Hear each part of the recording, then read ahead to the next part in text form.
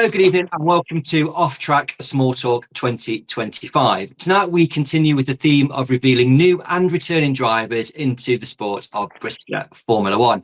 A gentleman who has purchased a very good car quite recently, and we're making his Formula One debut this year, is Formula 2 star Jon Palmer. Good evening, John. You okay? Yeah, very well, thank you. Right, we've never spoken apart from this week when I was arranging like the interview for tonight. But you have spoken to my dad quite a lot at stock car tracks, haven't you? In recent times. Yeah. I didn't actually know there was a connection with yourself and your dad until more recently. But yeah, me and your dad have crossed paths a few times. And yeah. So if you didn't know, you'd be like, no, I'm not talking to Jonathan. I'm having nothing to do with you. Yeah, no, I've been told off by your dad a few times at meetings for doing stuff I shouldn't be doing. He's had to reprimand me. That's in a nice way, I'm sure. In a nice way. Yeah. He's very fair anyway. He's the same with everyone, so you just got to take up on the chin, haven't you? Yeah, absolutely. Right, let's talk a little bit. So obviously we're talking to you because you purchased Formula One, but let's just go back a little bit. So you've raced for ages. You've raced ORCI Minis, you did independent formula, you came into Formula 2 sort of back in the 2000s, and you've been successful in Formula 2. And you kind of came to prominence 2018, 2019, and you are a star in Formula 2. I think it's fair to say. Yeah, I've raced since I was 12 years old, and I'm now 37 in March. So on and off for 25 years, really. All different formulas. Mainly as an adult, it's always been open wheel. Had a go in a hot rod once. Had a go in a saloon last year. But it's always been really sort of Formula 2 based, open wheel, sort of 2-litre Pinto or Z-Tech or something like that. Yeah. Yeah. So my Formula 2 knowledge is limited. You know, I've seen you race, like, you know, when they're on with the Formula Ones, but I kind of guess what I know of you is that, like, you like to put on a show for the spectators, and you definitely ain't taking any prisoners when you're on track, and you've kind of earned yourself that name of Mr. Box Office. So clearly you're quite an entertaining oval racer in your own right. Yeah, that's all a bit tongue-in-cheek, really. Obviously, they all call a mixed order Mr. Box Office, but yeah, it's all a bit of fun and a bit of banter. But yeah, and like I say, I've raced open wheel, raced outlaws when I was about 15 in Westworld, and then I've raced super stocks, raced Formula 2s, 2009, 2010, 2011. Obviously, as everyone's aware, I was incarcerated for a very long time, so I was in jail for 2012 up until nearly 2016. So that was a period of my life I didn't race. I'm not going to get back, and then I carried on with the racing from sort of then on. I took periods out from starting my own business, and I've had a lot of time off with bands. So I probably couldn't count the amount of bands I've had on my fingers and my toes. But yeah, so we've always had a little bit of a break here and there. I mean, the positive of it gives you time to kind of recoup the funds, doesn't it? To kind of go back racing again and think of ways you can win differently, maybe. Don't know. Yeah, it doesn't certainly allows you to save money and stuff. It also you can't miss it if you're not allowed to race. If you are allowed to race and you're watching it, that's a real pain. But if you're not allowed to race, then I don't think you can actually miss it so much. Yeah. And right, not to dwell on being banned, but it's like, is that kind of just part of you? It's like you're part of the racing, it just kind of happens, it's unintentional, or what kind of, where's it come from? I'm a quite eccentric kind of person, so I'm a bit hard on my sleeve, sort of, kind of, yeah. That's just what I'm like. So, and if I see something, I say it, and that's not probably the way that some of the promoters or the hierarchy in the sport like used to carry on. Which, yeah, can't the way I am, can I? You know, that's the way I'm made. So yeah. Good. Right. Okay. So And you are quite invested in Formula 2, though, aren't you? Because you kind of got a partnership with in some events, you race his cars. You've got the High Fly tyre contract. You provide the control tyre for Formula 2, so you're quite invested in the formula as it stands. Yeah, so I have a partnership in the JM Racefields with Matt Stoneman. Yeah. I have I'm the director of Tyre Supplies, which is the supplier of the race tyre for Formula 2s for the next year coming, and then it's open up again to whoever may take the contract on. We're looking at maybe renewing that, but at the moment, yeah, it's in its third year, so it's last year with a 3-year contract. So yeah, I am quite involved, you could say, in the sort of cut and thrust of the sport. Yeah. And just out of interest, was that something like intentional? You know, being doing the tyre piece, for example, that's a heavily involvement in the formula. Was that intentional? Or just kind of like the opportunities came round? Like, do you know what? That seems like a good idea. A lot of people think it's because I don't like Dave Polly, and I had a sort of an issue with him, and I wanted to sort of have a bit of a go at him in some way, but it wasn't really that. I hadn't raced for 2022, and I then heard we were going to be going on the A008, which is the 10-inch mini tyre, but in a 13-inch version, and I thought that was going to be very negative for the formula. It's the way that it's made. It has to be run certain ways in the dry, certain ways in the wet. It's got a very big crown on it, so every tyre has to be buffed massively. And I think there's a massive difference in what a buff tyre would go like and what performance gain you would gain from that to an unbuffed tyre. So I done a bit of research, had a look at some tyres that I thought might be useful. I tried some in 2021, they were terrible. And then I tried a tyre in 2022, late 22, and it wasn't half bad. I'm not saying it's amazing, but it's done a tidy job for the sport. The sport's in a good place at the moment. There's a lot of fresh blood coming into the sport. There's a lot of new drivers, and numbers are on the up. And racing has been good. It's leveled things out. It's brought everyone closer together. Good. And more importantly, potentially, do you like Dave Polly?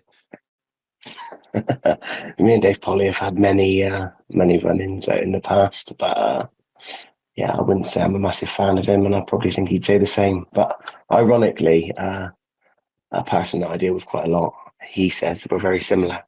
I take offence to that, but he might do as well. So there you go. Very much. So we've kind of covered off Formula 2. We know kind of where you're at with that. You bought a Formula 1. Why? Big question. Why?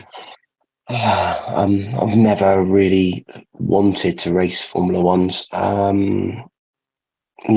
I've always watched them, obviously, because we support them quite a lot at certain meetings, and they're always the lead formula. But I've been spent a lot of time in Holland this year. I raced at Benray, and I've actually been sat there watching, thinking, do you know what? I wouldn't mind having a go at that. So yeah, that was sort of in the back of my mind. Benray's a very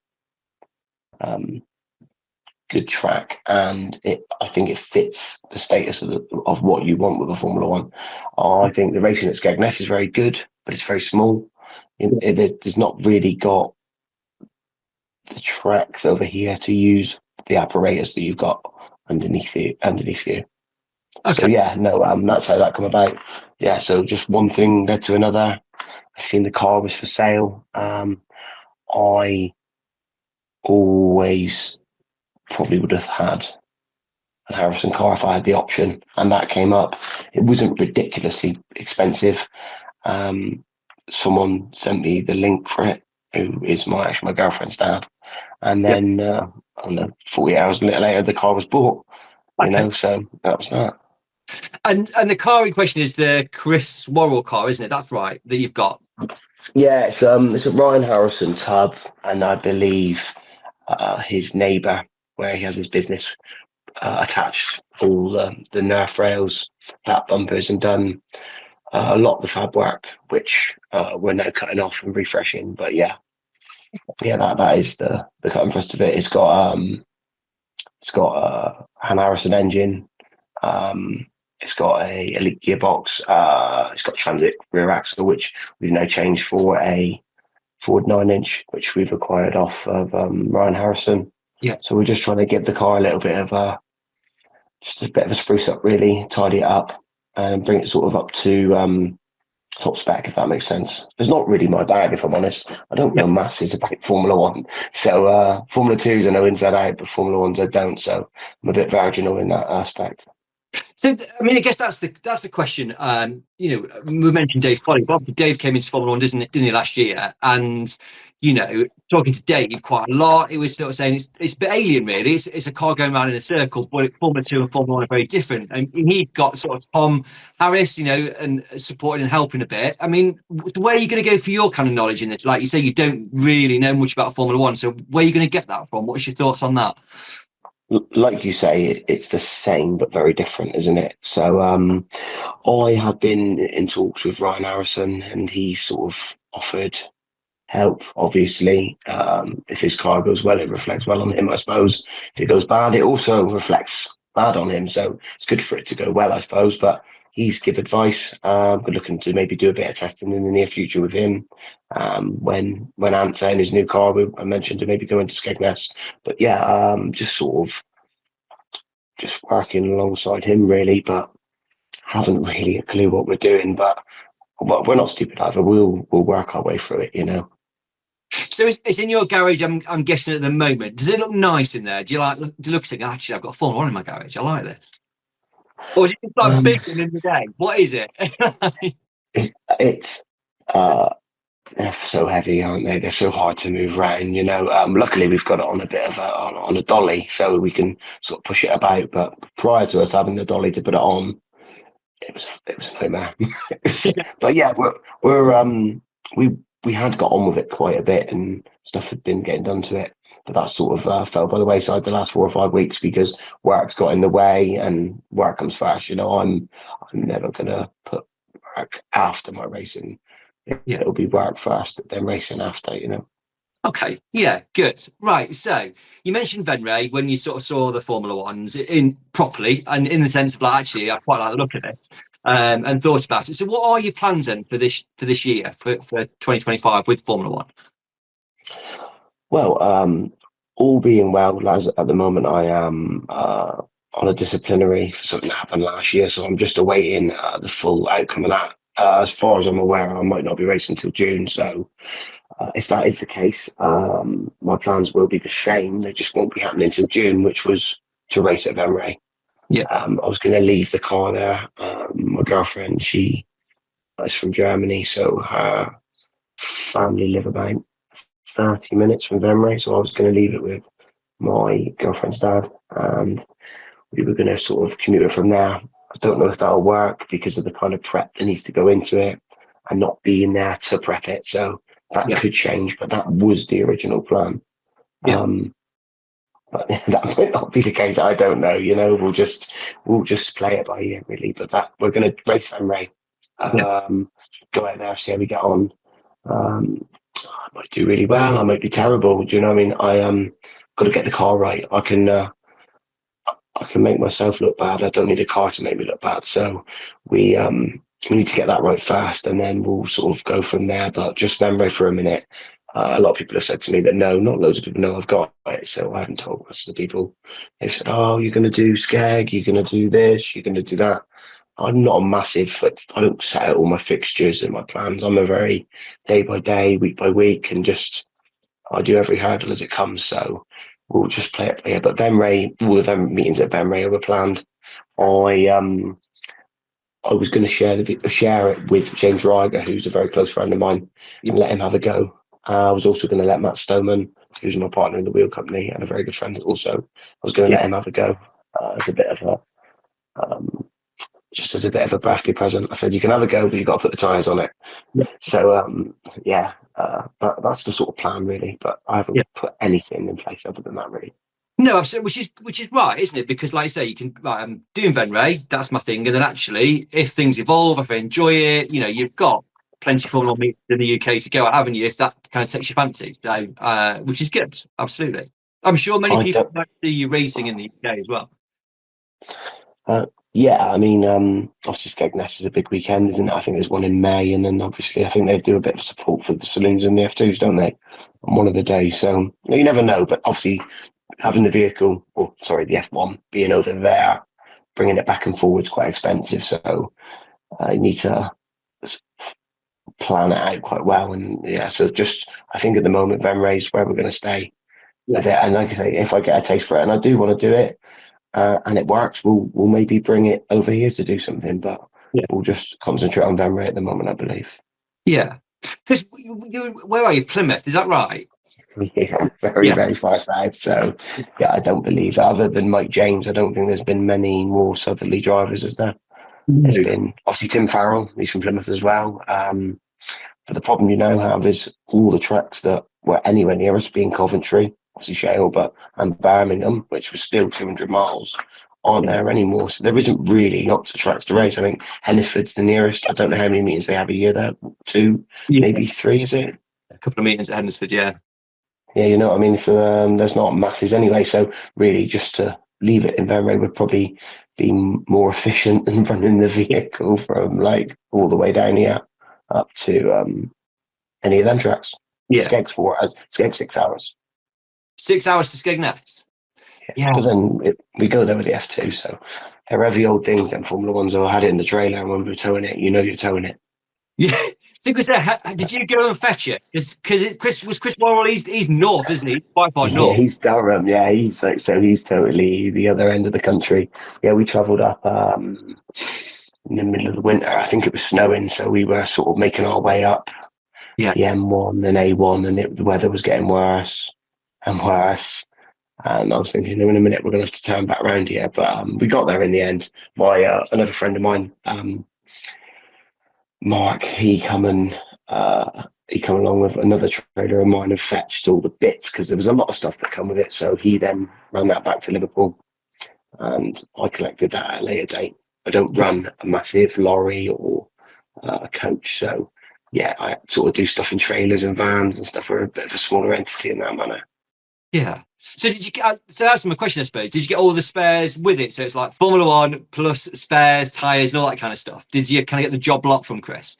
Yeah, I believe it. We had the whole shebang, really. I left him with 2 airfoils because I don't need a white airfoil, I don't need a yellow airfoil, and I don't want to be putting stuff on the car that's not new. So I left him with that. He gave me the money for a new wing. Yeah. So he had a bit of memorabilia for when he races Formula 1, so to speak, to put on his wall as well. Yeah. The ears that were on the cab, let him keep them. And just brought it all back. There's loads of wheels, loads of tyres, but really all the tyres, I just stuck them in the baler. So my main business is a tyre recycling business, so we just got rid of them. I sent them for some recycling. Yeah, we're gonna get some fresh rubber for the car and stuff like that. It's been quite a learning curve for regards to what we need and how much it's going to cost, if that makes sense. Yeah. So, like, because people say the cost of running Formula 2 and Formula 1 are quite similar. There is a view that they're not. What's your kind of initial view on it? Like, actually, they can be once you set up, or is it because like you're looking at it going, right, I need to buy all this to kind of just go racing, so the initial kind of outlay is quite big? I don't really know yet, but I would say I'm quite lucky in the instance that I've been around Formula 2s all my life. So I've got gearboxes, I've got diffs, I've got wheels, I've got tyres. Yeah. So it's just different, isn't it? So obviously, if I need tyres, I just go and get tyres. If I need wheels, we sell wheels. And I've got lots of other kit, donor engines, spare. I've got masses of Formula 2 bits around me, just from being around the sport for so long. And I'm a bit of a hoarder as well. So yeah, but Formula 1, I have nothing. I only have what Chris has sort of supplied me when I bought all of his kit.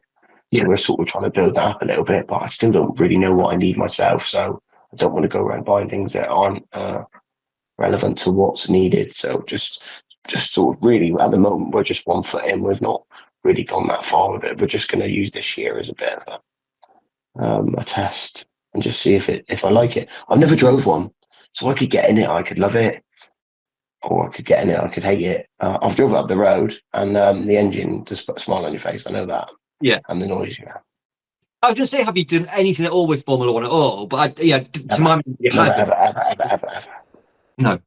Okay. So going up the road and back, we are like, actually, this is all right. I quite like this. And did you have neighbours looking out the window at the same time? No, so we've got like a couple of offices and units where all the cars are kept and all worked on, and a couple of yards. So we start up the road to set all the alarms off on all the cars for all the people that leave their vehicles, like where they work in there with their local businesses. And all of everyone's like, what the hell's that?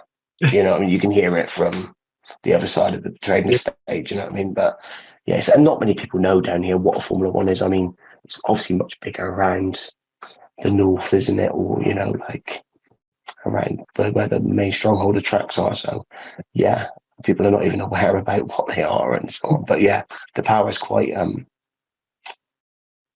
cool. It's a cool thing. Like I say, put a smile on your face. Yeah, certainly that. Good.